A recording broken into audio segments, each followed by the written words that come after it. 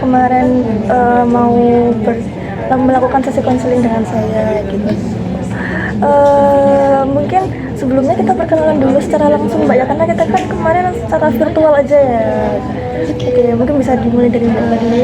Oke Mbak, perkenalkan nama saya Ila Akila, biasa dipanggil Ila. Kebetulan saya lagi kuliah di UM. Jurusan apa Mbak? Jurusan BK. Oh BK juga. Iya. Oke. Semester berapa sekarang Mbak? Masih semester 4. Pertengahan ya. Iya. Oke. Kalau saya sendiri, saya Amelia Rizky, bisa dipanggil Amel, bisa dipanggil Bu, Mbak, Kak, terserah namanya Mbak Ila aja.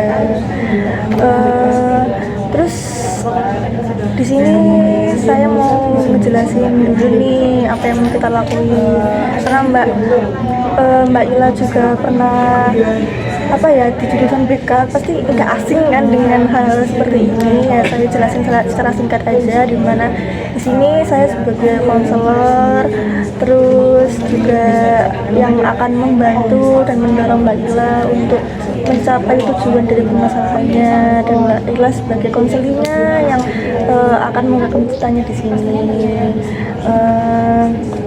Terus habis itu di sini ada 2 asas yang penting. Yang pertama itu asas kerahasiaan, jadi Mbak Ila nggak perlu takut nih ceritanya akan kesebar kemana-mana, karena pasti akan saya keep di forumnya aja.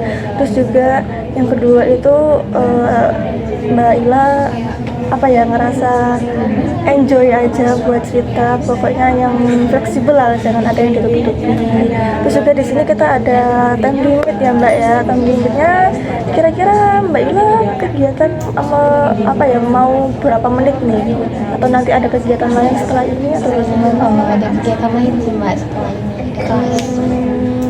Berarti kira-kira mau dilakukan setelah berapa menit ini? 20 sampai 25 menit. 20 sampai 25 menit. Oke, berarti kita akan melakukannya selama 20 sampai 25 menit Mbak ya.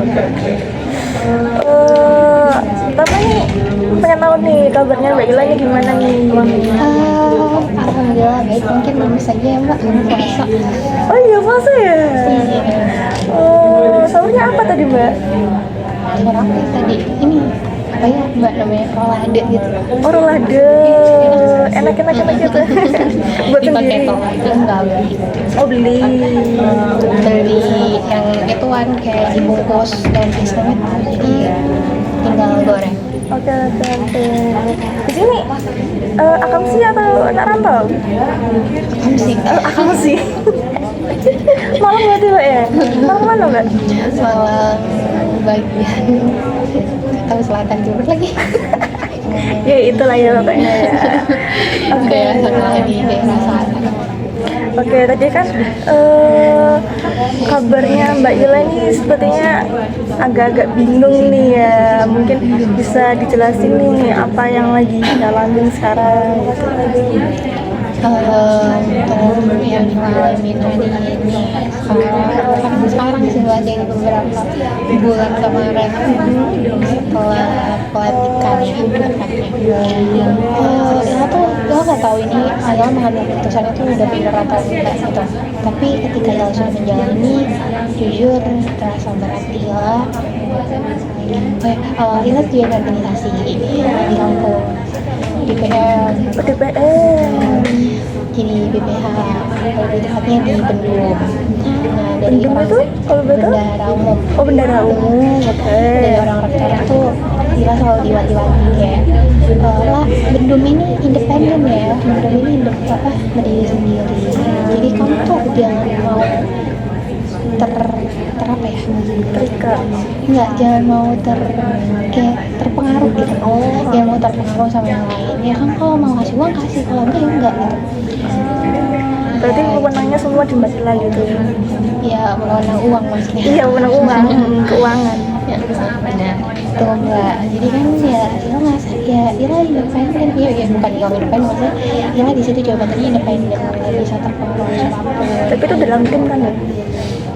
Iya, jadi kalau di DPR tuh ada komisi-komisi gitu kan, PH. Di situ tuh sebenarnya Ila tuh juga nggak begitu dibutuhin kan. Kenapa Mbak Ila merasa begitu? Maksudnya kayak ketua, sekretaris, bendahara gitu. Iya. Nah, ketua sama sekretaris kan yang harus hadir di setiap rapat-rapat komisi. Oke. Bendahara tuh hadirnya buat apa gitu loh. Paling kalau misalnya mau ada proker itu wajib hadir, keuangan di situ ada bendahara pelaksana dan lain sebagainya. Baru di situ aku terjun langsung gitu. Tapi kalau misalnya dalam rapat-rapat biasa kan ya nggak mengharuskan aku hadir gitu loh. Dan buat apa aku hadir di sana? Oke. Ya sebenarnya aku juga harus hadir gitu, aku tahu gitu, tapi aku nggak mau karena aku independen gitu, aku mau diri sendiri gitu. Dan kalau misalnya baru nggak sesuai tupoksi aku gitu loh intinya. Kalau misalnya aku hadir di setiap rapat dan aku juga nggak mau karena aku sibuk sendiri. Kayak jujur untuk pelajaran organisasiku tuh kurang nyaman gitu. Aku nggak tahu ini perasaanku aja, pemikiran aku aja atau kayak gimana, tapi lingkungan organisasi ini terlalu menuntut Ila untuk banyak hal gitu loh. Jadi rasanya nggak nyaman, pemikirannya campur aduk, banyak rasa takut, banyak rasa nggak bisa. Ya sebelumnya saya izin untuk mencatat ya Mbak ya. Boleh Mbak. Oke, dari perasaannya Mbak Ila tadi cukup kompleks Mbak ya. Ada perasaan takut, terus ada merasa kayak nggak terlalu dibutuhin ya Mbak ya. Iya. Masa kayak nggak terlalu dibutuhin dalam setiap rapat, terus apakah itu memang apa ya, apalagi perasaan kayak nggak terlalu dibutuhin dalam rapat. Sebenarnya kayak kalau saya, karena saya juga kuliah dan pernah ikut organisasi Mbak ya, sepertinya kayak bendahara itu juga bagian penting dalam organisasi ya, karena mengelola keuangan. Karena dimana kalau misalnya organisasi nggak ada dana juga nggak bisa melakukan kegiatan-kegiatan gitu kan. Nah, terus kenapa Mbak Ila merasa demikian? Ngerasa Nggak dibutuhin. Ya seperti yang tadi Ila bilang sih Mbak, kayak kalau untuk rapat-rapat biasa kan ya buat apa Ila datang gitu. Kalau misalnya rapat penting karena ada program kerja baru Ila datang, karena di situ kan membutuhkan dana. Kita harus melihat alur dana mereka kemana aja gitu. Jadi Ila harus koordinasi sama bendahara pelaksana dan sebagainya. Tapi kalau misalnya rapat-rapat sekedar rapat biasa ya, cuman komisi per komisi yang mau membahas agenda ini, itu kayak Ila rasa Ila nggak begitu penting gitu, bukan nggak begitu penting, kayak Ila nggak harus untuk datang di sana gitu. Itu dari perasaan Mbak Ila sendiri atau orang-orang di organisasi juga apa ya, memandang Mbak Ila seperti itu? Kayaknya mereka juga memandang Ila seperti itu. Ada bukti nggak kayak yang mendasari akan hal itu? Buktinya tuh ya kalau Ila hilang nih ya, mereka ya nggak nyari ini lah gitu maksudnya. Kalau misalnya mereka ada rapat nih, meskipun Ila di tag, terus Ila nggak datang, ya udah. Itu berlaku buat Mbak Ila sendiri atau ke anggota lain? Karena kan di bendahara itu kalau Mbak tahu sendiri atau ada tim? Oh, ada staff. Nah, itu berarti ada beberapa orang kan? Cuma satu. Satu. Staffnya cuma satu kebetulan. Oh, berarti dalam bendahara ini 2 orang ya yang menghandle. Dan di situ Ila bagi, sebenarnya kan Ila butuh staff juga karena Ila nggak mau nge-handle uang itu sendiri. Sebenarnya uang tuh tetap Ila pegang, cuman untuk yang tujuan kalau ada apa kan bisa diwakilin staffku. Jadi staffku bilang ke aku, gitu aja kan Mbak. Jadi ya udah, aku nggak yang harus datang ke situ. Karena jujur kalau aku datang di sana aku nggak ngapa-ngapain, aku kan diam aja udah. Orang juga kan bendahara gitu loh. Kalau nggak ada program kerja, tapi kalau ada program kerja, kamu ada apa, kamu butuh apa, baru kita kasih gitu kan. Terus dengan pemikiran yang seperti itu, yang berdasarkan pemikiran Mbak Ila sendiri, apakah itu menguntungkan buat Mbak Ila? Jujur itu sangat menguntungkan buat Ila, tapi nggak menguntungkan buat orang lain. Kalau boleh dijelasin, menguntungkan buat Mbak Ila sedangkan tidak menguntungkan dari buat orang lain? BPH aku tuh ketua sama sekretarisku kan temanku sendiri, teman dekatnya. Jadi mereka nggak akan kayak gimana, tapi Ila selalu jelasin ke mereka kalau ada proyek kerja yang besar, kalau Ila hilang nggak ikut rapat, kalau syarat Ila buat masuk ke sana, karena banyak tentang banyak pemikiran yang Ila tuh rangkai sendiri yang Ila tahu itu nggak bakal terjadi gitu. Nah, kalau misalnya menyusahkan, ya menyusahkan, mereka harus berjuang atas tupoksinya mereka, tapi mereka harus narik aku berkali-kali untuk ikut kegiatan yang dimana narik aku itu kayak apa ya mbak, akunya itu yang aku yang salah ya di pemikiranku, pola pikirku yang aku memilih itu pemikiran yang aku tahu itu nggak bakal terjadi gitu. Jadi itu menyusahkan mereka jujur. Dari cerita Mbak Ila nih, tadi kan bilang kalau misalnya dalam nggak semua rapat Mbak Ila tuh benar-benar diperlukan di sana. Terus juga tapi dari yang dikatakan Mbak Ila tadi, hal itu ternyata merugikan buat orang lain gitu loh. Pada kenyataannya seperti itu kan Mbak ya. Nah itu terus gimana itu? Maksudnya kan berarti ada pertentangan di sini kan. Mbak Ila merasa nggak dibutuhkan, tapi sebenarnya sangat-sangat dibutuhkan dalam organisasi. Iya sih, sebenarnya pemikiran tidak dibutuhkan itu ya cuma rapat-rapat internal komisi. Kalau misalnya prokre aku udah nggak sangat dibutuhkan di sana karena ya aku ngasih uang ke mereka gitu. Kalau nggak ada uang ya agenda kan nggak jalan. Sebenarnya aku merasa dibutuhin aja, cuman ya apa ya, ngerasa nggak dibutuhin itu ya ketika aku nggak datang rapat. Kalaupun aku datang rapat nih ya, ngeluangin waktuku cuma diam di sana, nggak ada yang respon. Aku cuma BPH gimana lah gitu, BPH aku. Tapi kalau yang teman-teman anggota komisi nggak, biasa aja. Aku emang kurang terbuka gitu sama mereka semua gitu. Tapi kalau sekedar kenal, sekedar nyapa ya boleh gitu. Tapi kalau misalnya deket kayak humornya Ila itu tersampaikan mereka, Ila nggak bisa. Ila tuh kayak serius banget di sana. Kita kenapa? Yang sebenarnya Ila tuh anaknya kan dikit-dikit ketawa gitu kan. Tapi kayak nggak bisa gitu. Oke. Terus Mbak Ila kedepannya mau menjalani hal seperti itu terus atau bagaimana Mbak? Karena kan apa ya, sebenarnya perasaan yang nggak terlalu dibutuhin itu ya seperti tadi itu, ternyata memang benar-benar dibutuhin. Karena setahu saya kalau dalam organisasi itu bendahara, sekretaris, sama ketua itu sangat-sangat perlu di organisasi. Dan kata Mbak Ila jadi juga sering hilang-hilangan juga, akhirnya kayak meskipun nggak semua yang nyari, tapi at least masih ada kan dari cerita Mbak Ila tadi dari DPH. Nah terus kedepannya mau kayak gimana Mbak? Aku nggak tahu ya mau kayak gimana Mbak, tapi untuk kayak gimana ya mungkin mencoba membuka diri Ila lagi gitu.